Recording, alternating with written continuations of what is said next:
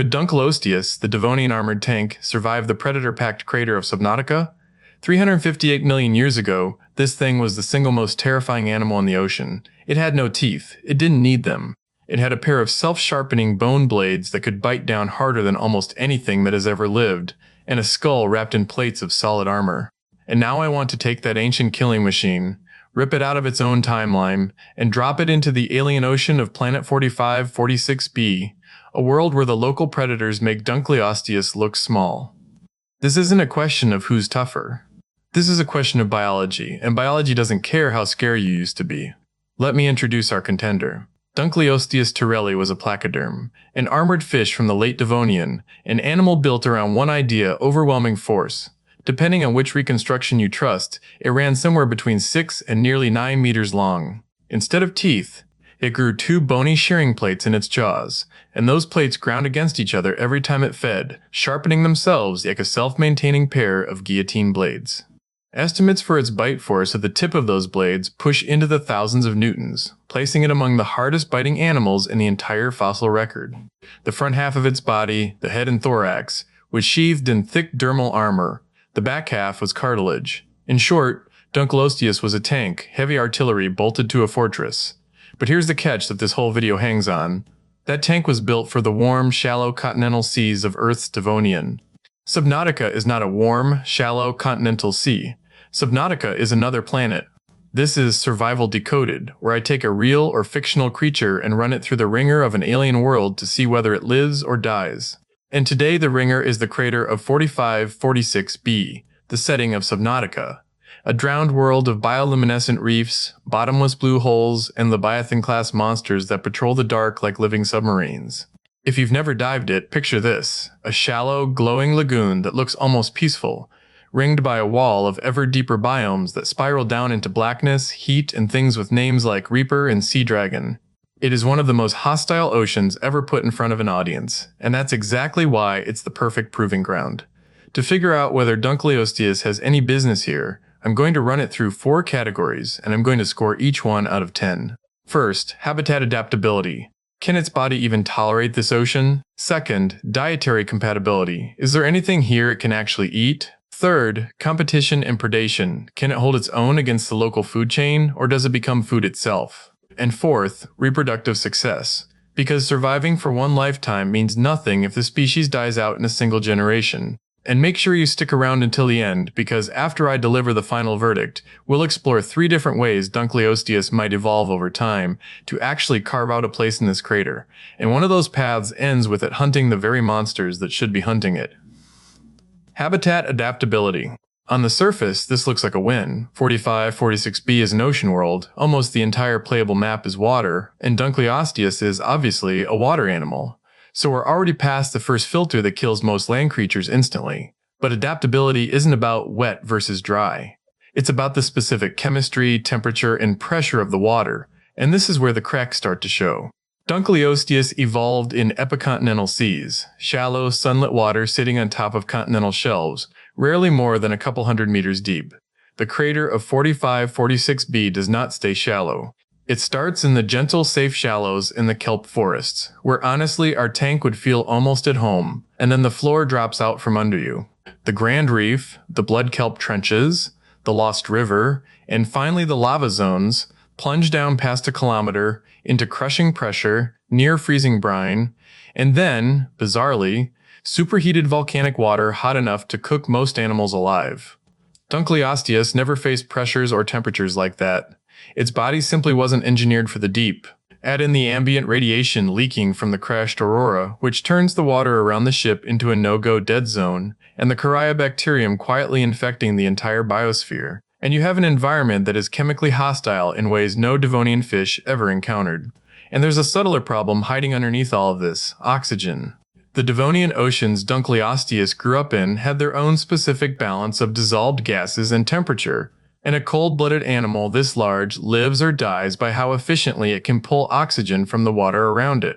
We have no guarantee that 4546b's water carries oxygen in a form or a concentration that a Devonian metabolism can use. Push all of that together and the picture is clear. Dunkleosteus can live here, but only in a thin, sunlit band near the surface, boxed out of the deep by pressure, out of the volcanic zones by heat, and away from the aurora by radiation. It's an ocean animal trapped in a tiny corner of an ocean world. From a habitat perspective alone, it's confined to a fraction of the map, scoring Dunkleosteus a habitat adaptability rating of 6 out of 10. Diet. This is where our armored friend suddenly looks a lot more comfortable. Remember what those jaws were built to do. Dunkleosteus wasn't a delicate filter feeder or a nibbler of soft prey. It was a crusher.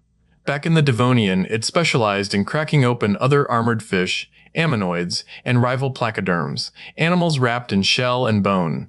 It fed on exactly the kind of prey that most predators can't be bothered with. And 4546b is absolutely full of that prey. The soft stuff is easy pickings. Peepers, Reginalds, bladderfish, hoopfish, schools of them drifting through the shallows, basically snacks. But the real prize is the armored and shelled fauna. Bone sharks, sand sharks, rock grubs, crab snakes, gasopods, creatures plated and shelled in ways that would frustrate a normal hunter, but that line up perfectly with a self-sharpening pair of bone shears. Dunkleosteus could occupy a niche here that almost nothing else is exploiting. There are risks. Some of this menu bites back. A crashfish will detonate in your face, and a gasopod vents clouds of toxic gas.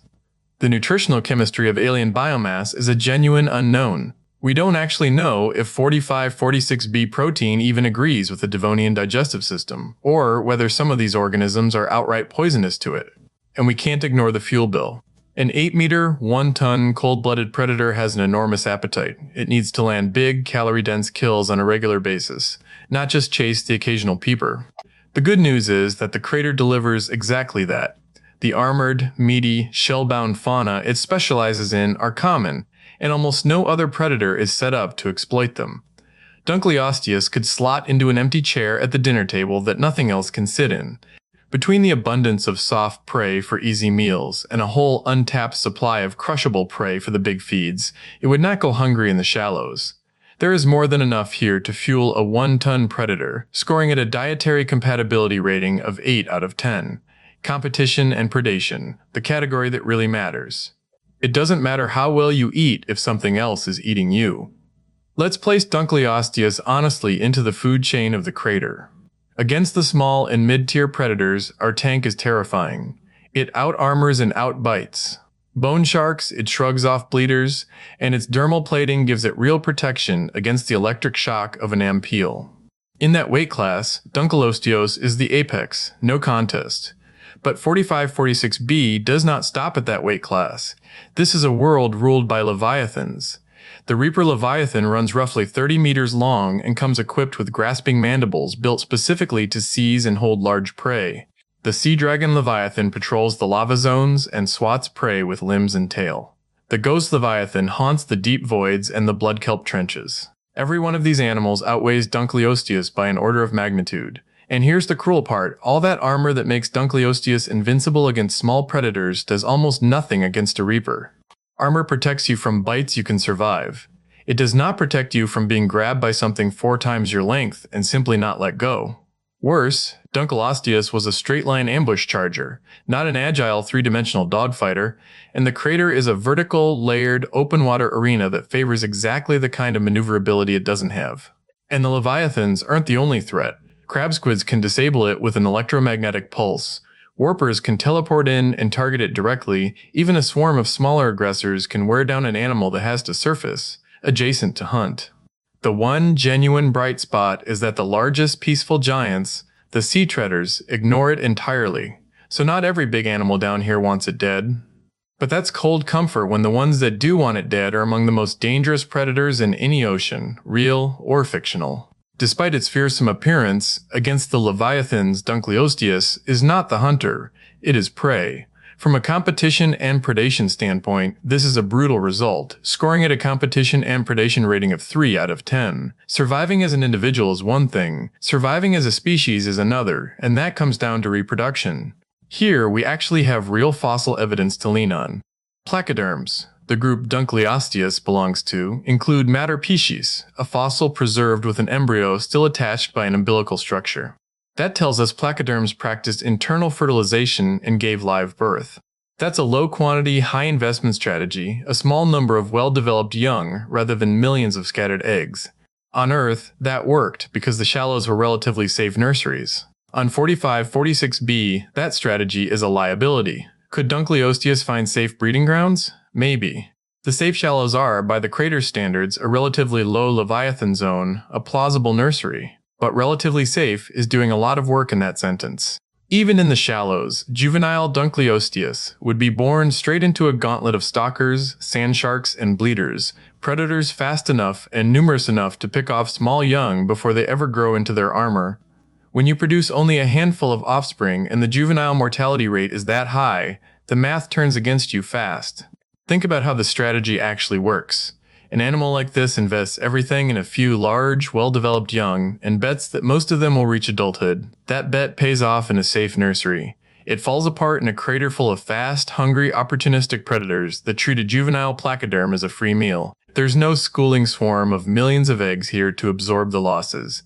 Every single lost pup is a real dent in the next generation.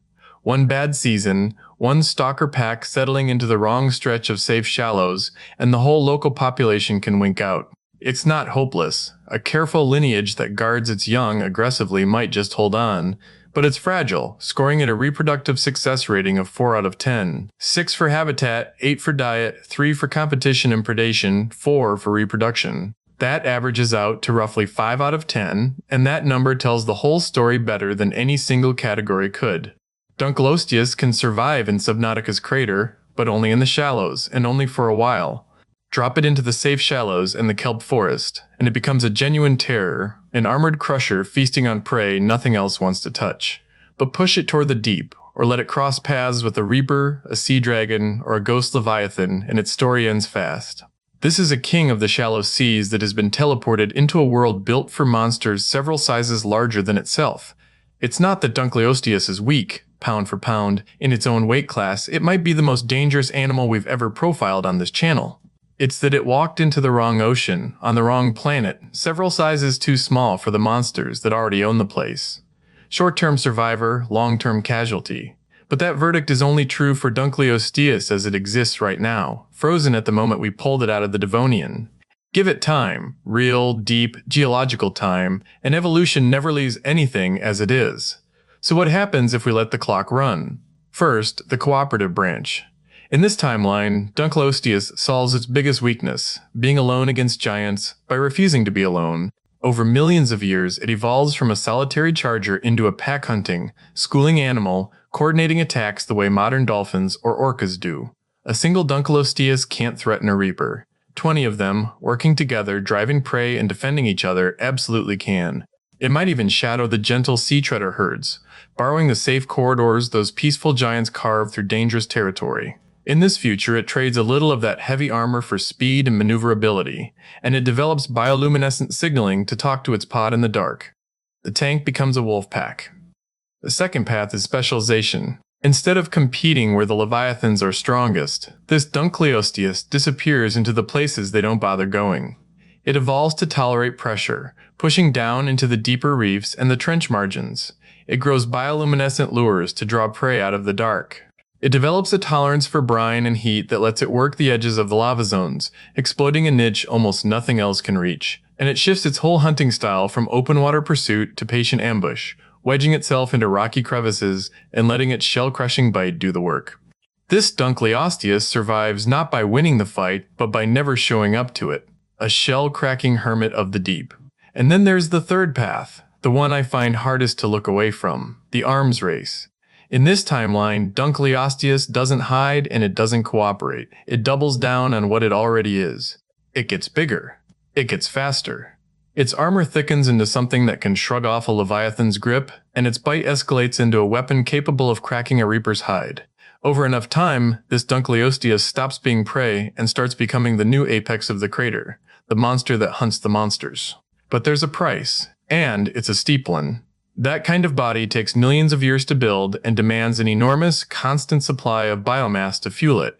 It is the highest risk evolutionary gamble on the board, the biggest possible reward, resting on the thinnest possible margin. Most lineages that try it don't make it, but the one that does, that's the one that rewrites the entire food chain. If you enjoyed this breakdown, do me a favor and hit that like button, and subscribe so you don't miss the next creature I throw into an alien meat grinder. And if you want to go deeper, joining as a channel member helps me keep making these. Now I want to hear from you. Which creature should I drop into Subnautica next? And do you think it survives, or does it feed the Reapers? Drop the name down below and tell me which category you think would make or break it, and I'll read every one of them. Until next time, stay curious, and I'll see you all in the next video.